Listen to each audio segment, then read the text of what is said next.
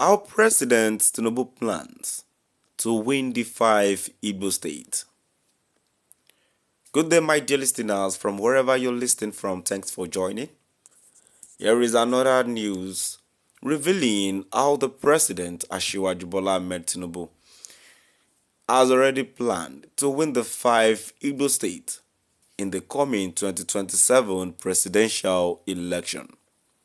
Moving on to the full details, kindly please ensure you like, subscribe to this channel and share.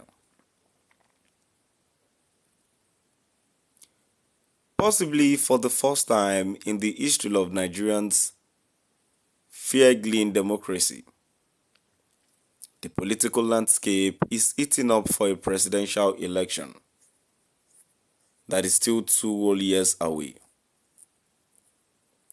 All the top political players are already aligning and realigning with political affiliations, all in a bid to be properly positioned to seize power via the ballot box come 2027.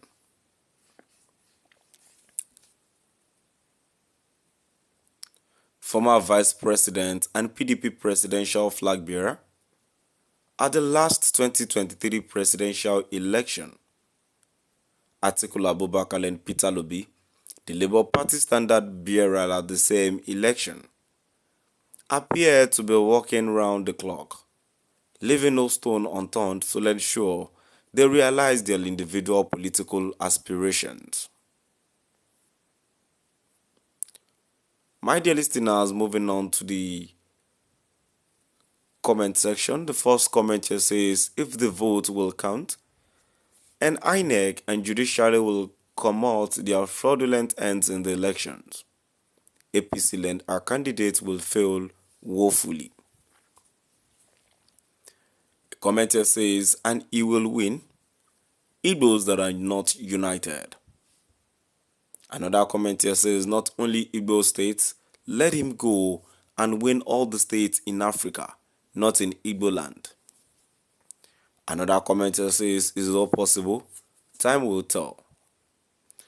A commenter says, voting for Tinubu is voting for hardship and suffering. Tinubu cannot get even a single vote in Southeast. He will be completely disappointed in the re-election. Still at the comment section, the commenter says, the governor have only one vote. Tinubu can only win the 5 governors of Igbo state and can never win the Igbo man or woman. The Igbo race is a noble race.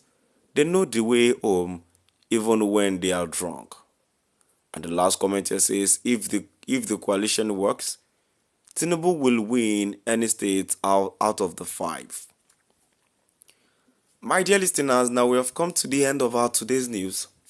And now, before I go in contribution to the news, before I end the news finally, I do not know the reason why many people think. For instance, the recent attack that happened in Benue. Many people think if the attack is being made just to stop Tinubu's regime, just to stop Tinubu from going for president in 2027. Well, I'm proud and glad to say that they have failed. Let's see what happened during before the tenure of President Asiwaju Bola Ahmed Tinubu during Buhari time, when people were killed during the NSAS protest. Tell us who gave the order. And yet everyone thinks that because of that, Tinubu will not emerge as the president. And I've rightly said this countless times without number that you see, Tinubu already won the second term election, even rightly before he won the first term presidential election. This man has really worked. Let's forget about the don't. But this man has really worked well. He has a legacy. He has a legacy and a path to work on. I think that's what this man is working on.